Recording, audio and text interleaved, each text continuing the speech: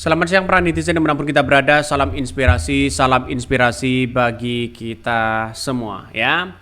Mayoritas pemilih Anies Baswedan tak tertarik memilih Ridwan Kamil, artinya ogah memilih Ridwan Kamil. Karena pendukung-pendukung Anies Baswedan ini ya sangat-sangat solid sekali hari ini begitu kan. Apalagi ya diambang kebingungan. Ya kenapa? Karena Anies Baswedan tak kunjung mendeklarasikan partai barunya. Ya wajar di situ. Makanya sekarang ini ada gerakan yang namanya gerakan coblos semua. Bisa saja begitu. Makanya saya melihat bahwa apakah coblos semua ini akan lebih menang dibandingkan dengan suara yang sah. Nah, berarti itu kan pendukung Anies Baswedan begitu. Maka inilah yang kemudian bagaimana mencoba dari Kim Plus dan dengan PDIP mencoba bagaimana anak-anak Abah ini ya bisa diambil hatinya ya, itu salah satunya. Makanya Anies Baswedan mulai didekatin begitu kan ya. Salah satunya adalah Kim Plus tidak mampan dekatin Anies Baswedan, akhirnya Sahroni jadikan sebagai ketua tim sukses Kim Plus, lebih dekat dengan Anies Baswedan. Itu satu.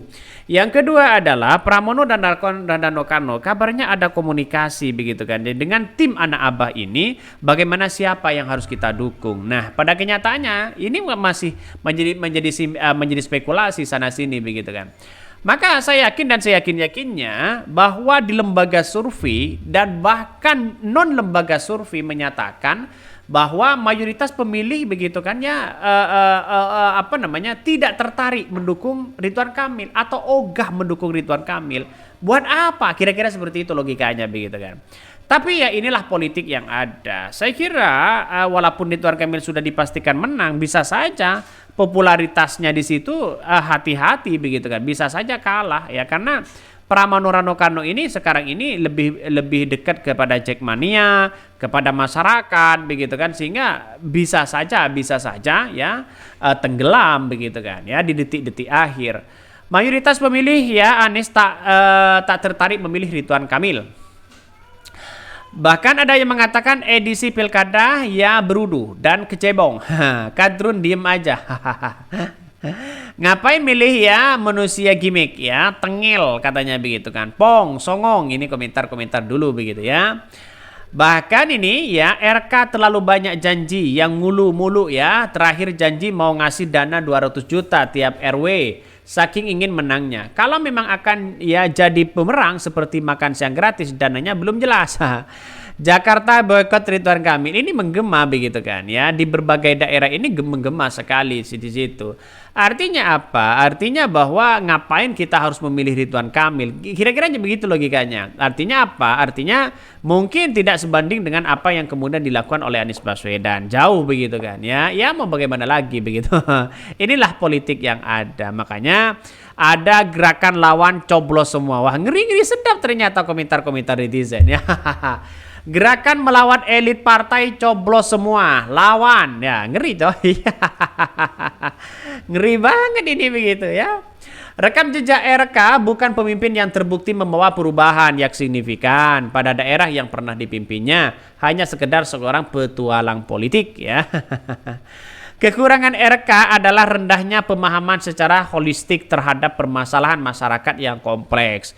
Program-program yang dibuatnya hanya ya program-program rancangan seorang arsitek, bukan pemimpin. Apalagi pemimpin yang mampu menunjukkan daerah dan mensejahterakan masyarakat sebagai ya mana tagline yang selalu jadi jualannya. Betul begitu kan?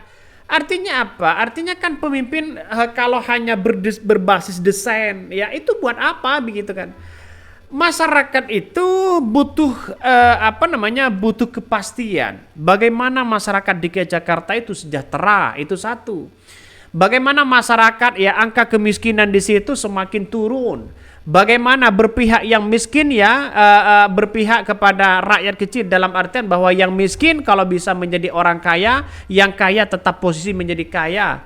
Jadi sekarang kan kebalik, yang miskin jadi miskin, yang kaya menjadi kaya begitu kan. Artinya apa? Artinya pemahaman Ridwan Kamil ini begitu kan ya. Secara holistik mereka tidak terhadap permasalahan yang di Pilkada DKI Jakarta, mereka hanya hanya membuat program-program rancangan seorang arsitek.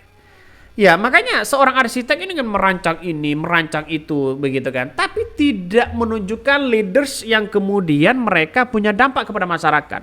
Programnya apa, begitu kan ya. Kok langsung memberikan program 1 RW 200 juta. Membuat perumahan atau apartemen di tengah-tengah pasar, ya. Terus kemudian membuat mobil curhat. Terus kemudian yang kerja di daerah harus dekat dengan pekerjaannya. Kalau gajinya sesuai, oke-oke aja, begitu kan. Karena ini lihat saja realitasnya, ya. Yang bekerja di situ ya tidak mungkin suka dengan pekerjaan yang dekat. Jadi saya kira apa yang kemudian dilakukan oleh Ridwan Kamil di situ hanya rancangan-rancangan holistik saja, hanya rancangan-rancangan para pemimpin arsitek.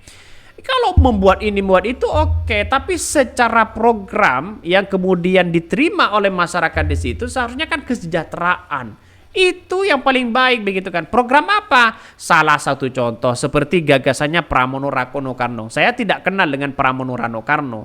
Satu, begitu kan ya. Mereka ketika dibenturkan dengan Jackmania mengatakan Rano Karno mengatakan bahwa JIS akan menjadi home base-nya Persija. Itu sudah kena kepada masyarakat. Janji-janji itu sudah kena, begitu kan. Kalau Ridwan Kamil, coba bayangkan, mereka kalau terpilih akan menjadi memperhatikan Persija. Lah bagaimana nuansanya di situ, begitu kan.